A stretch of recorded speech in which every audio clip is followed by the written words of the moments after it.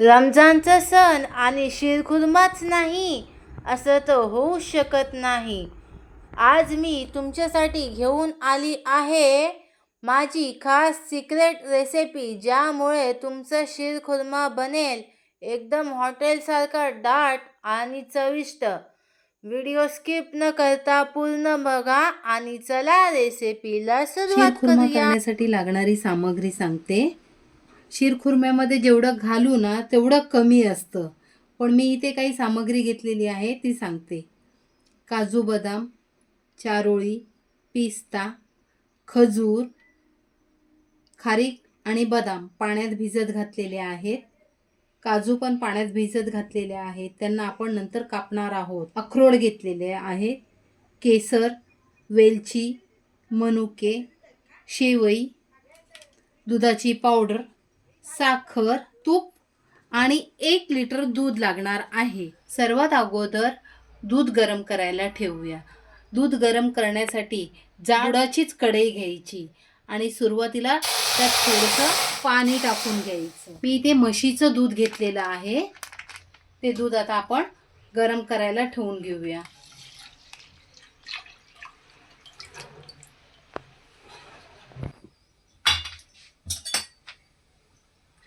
अशी दुधाला उकळी आली की त्यातली साय पुन्हा दुधातच मिक्स करून घ्यायची. आपल्याला दूध चांगल्या प्रकारे उकळून घ्यायचं आहे.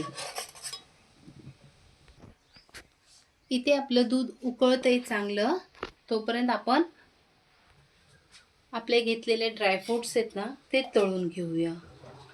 1 चमचा साजूक तूप टाकून घेतलेलं आहे. ते चांगलं वितळून घेऊया. आणि आपण जे हे ड्रायफ्रूट्स घेतलेले आहेत, हे सर्व ड्रायफ्रूट्स आपण तुपावर चांगले तळून घ्यायचे.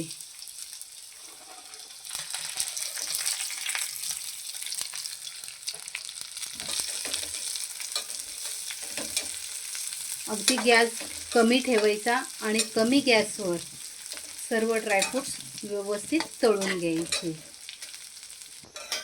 असे मस्त मंद मंद सुवास यायला लागला की आपण हे ड्रायफ्रूट्स आपण उकळतंय त्या दुधात टाकून घ्यायचे. असं. मैत्रिणींनो, तुम्हाला शीरखुर्मा जास्त आवडतं का बासुंदी आवडते? मला कमेंट्समध्ये नक्की सांगा. तसं बघायला गेलं तर बासुंदी ही आपली महाराष्ट्रीयन रेसिपी आहे आणि शीरखुर्मा हा मुसलमान लोकांचा ईदीला बनवला जाणारा शीरखुर्मा असतो. आता त्याच पॅनमध्ये मी आणखीन 1 चमचा साजूक तूप टाकून घेतलेलं आहे.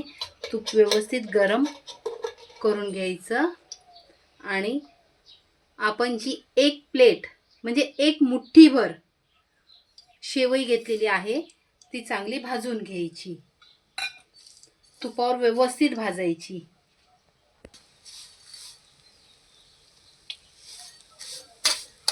शेवई चांगली लाल भाजून घ्यायची.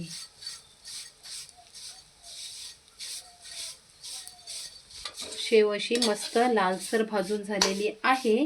आता ही शेव आपण दुधात टाकून घेणार आहोत.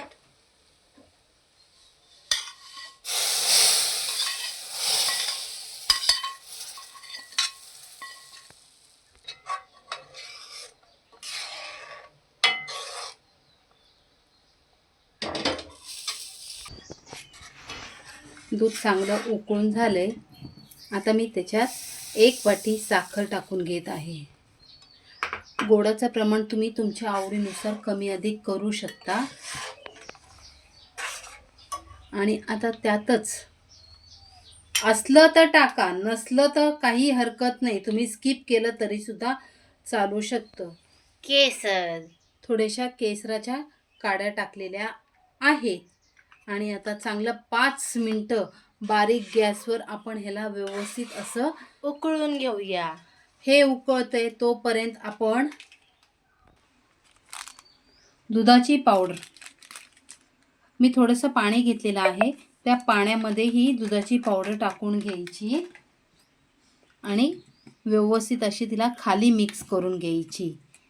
कारण वर जर आपण टाकली तर त्याच्या गुठळ्या होऊ शकतात, म्हणून मी इथे खाली त्याला मिक्स करून घेतलेलं आहे.